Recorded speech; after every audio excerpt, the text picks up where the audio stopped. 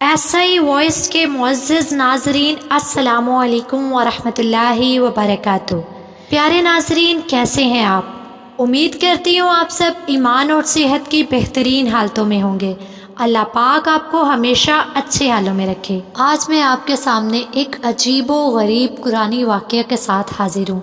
یہ واقعہ حضرت حزقیل علیہ السلام کی قوم کا ایک بڑا ہی عبرت خیز اور نصیحت آموز واقعہ ہے، جس کو خداوند قدوس نے قرآن مجید کی سورہ البقرہ میں بیان کیا ہے۔ حضرت حزقیل علیہ السلام حضرت موسیٰ علیہ السلام کے تیسرے خلیفہ ہیں، جو منصب نبوت پر سرفراز کیے گئے۔ حضرت موسیٰ علیہ السلام کی وفات اقدس کے بعد آپ کے خلیفہ اول حضرت یوشع بن نون علیہ السلام ہوئے، جن کو اللہ تعالیٰ نے نبوت عطا فرمائی۔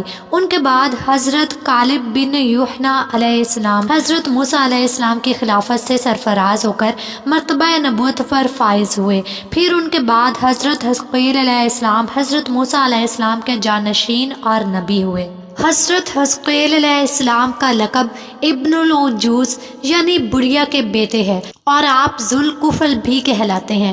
ابن العجوز کہلانے کی وجہ یہ ہے کہ آپ اس وقت پیدا ہوئے تھے جب ان کی والدہ ماجدہ بہت بوڑھی ہو چکی تھی، اور آپ کا لقب ذوالکفل اس لیے ہوا کہ آپ نے اپنی کفالت میں لے کر 70 انبیاء کرام کو قتل سے بچا لیا، جن کے قتل پر یہودی قوم آمادہ ہو گئی تھی۔ پھر یہ خود بھی خدا کے فضل و کرم سے یہودیوں کی تلوار سے بچ گئے اور برسوں زندہ رہ کر اپنی قوم کو ہدایت فرماتے رہے۔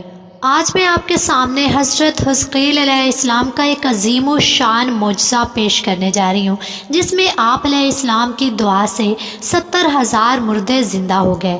اس کا واقعہ یہ ہے کہ بنی اسرائیل کی ایک جماعت جو حضرت حزقیل علیہ السلام کے شہر میں رہتی تھی، شہر میں طاعون کی وبا پھیل جانے سے ان لوگوں پر موت کا خوف سوار ہو گیا، اور یہ لوگ موت کے ڈر سے سب کے سب شہر چھوڑ کر ایک جنگل میں بھاگ گئے اور وہیں رہنے لگے۔ تو اللہ تعالیٰ کو ان لوگوں کی یہ حرکت بہت زیادہ ناپسند ہوئی، چنانچہ اللہ تعالیٰ نے ایک عذاب کے فرشتہ کو اس جنگل میں بھیج دیا، جس نے ایک پہاڑ کی آڑ میں چھپ کر چیخ مار کر بلند آواز سے یہ کہہ دیا، موتو یعنی تم سب مر جاؤ۔ اور اس مہیب اور بھیانک چیخ کو سن کر بغیر کسی بیماری کے بالکل اچانک یہ سب کے سب مر گئے، جن کی تعداد تقریباً 70,000 تھی۔ ان مردوں کی تعداد اس قدر زیادہ تھی کہ لوگ ان کے کفن دفن کا کوئی انتظام نہ کر سکے، اور ان مردوں کی لاشیں کھلے میدان میں بے گور و کفن 8 دن تک پڑی سڑنے لگیں، اور بے انتہا تعفن اور بدبو سے پورے جنگل بلکہ اس کے اطراف میں بو پھیل گئی۔ کچھ لوگوں نے ان لاشوں پر رحم کھا کر چاروں طرف سے دیوار اٹھا دی تاکہ یہ لاشیں درندوں سے محفوظ رہیں۔ کچھ دنوں کے بعد حضرت حزقیل علیہ السلام کا اس جنگل میں ان لاشوں کے پاس سے گزر ہوا تو اپنی قوم کے 70,000 انسانوں کی اس موت ناگہانی اور بے گور و کفن لاشوں کی فراوانی دیکھ کر رنج و غم سے ان کا دل بھر گیا۔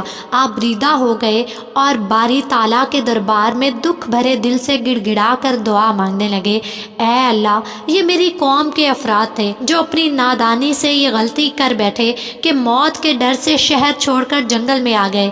یہ سب میرے شہر کے باشندے ہیں، ان لوگوں سے مجھے بہت انس تھا اور یہ لوگ میرے دکھ سکھ کے شریک تھے۔ افسوس کہ میری قوم ہلاک ہو گئی اور میں بالکل اکیلا رہ گیا۔ اے میرے رب، یہ وہ قوم تھی جو تیری حمد کرتی تھی اور تیری توحید کا اعلان کرتی تھی اور تیری کبریائی کا خطبہ پڑھتی تھی۔ آپ بڑے سوز دل کے ساتھ دعا میں مشغول تھے کہ اچانک آپ پر یہ وحی اتر پڑی کہ اے حزقیل، آپ ان بکھری ہوئی ہڈیوں سے فرما دیجئے کہ اے ہڈیوں، بے شک اللہ تعالیٰ تم کو حکم فرماتا ہے کہ تم اکٹھی ہو جاؤ۔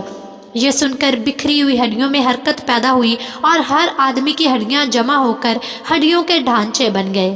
پھر یہ وحی آئی کہ اے حزقیل علیہ السلام، آپ فرما دیجئے، اے ہڈیوں، تم کو اللہ کا یہ حکم ہے کہ تم گوشت پہن لو۔ یہ کلام سنتے ہی فوراً ہڈیوں کے ڈھانچوں پر گوشت پوست چڑھ گئے۔ پھر تیسری بار یہ وحی نازل ہوئی، اے حزقیل، اب یہ کہہ دو کہ اے مردو، خدا کے حکم سے تم سب اٹھ کر کھڑے ہو جاؤ۔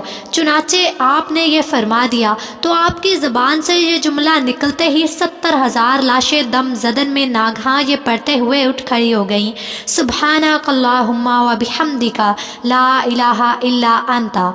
फिर ये सब लोग जंगल से रवाना होकर अपने शहर में आकर आबाद हो गए और अपनी उम्रों की मुद्दत भर जिंदा रहे। लेकिन इन लोगों पर इस मौत का इतना निशान बाकी रह गया कि उनकी औलाद के जिस्मों से सड़ी हुई लाशों की बदबू बराबर आती रही, और ये लोग जो भी कपड़ा पहनते थे वो कफन की सूरत में हो जाता था, और कब्र में जिस तरह कफन मैला हो जाता था ऐसा ही मैलापन उस कपड़े पर नमोदार हो जाता था। चुनाचे ये असरात आज तक उन यहूदियों में पाए जाते हैं जो उन लोगों की नस्ल से बाकी रह गए। ये अजीब व गरीब वाक़या कुरान मजीद की सूरह अल बकरा में खुदावंद कुद्दूस ने इस तरह से बयान फरमाया है, ऐ महबूब, क्या तुमने ना देखा था उन्हें जो अपने घरों से निकले और वो हज़ारों थे मौत के डर से, तो अल्लाह ने उनसे फरमाया मर जाओ, फिर उन्हें ज़िंदा फरमा दिया। बेशक अल्लाह लोगों पर फजल करने वाला है, मगर अक्सर लोग नाशुक्रे हैं।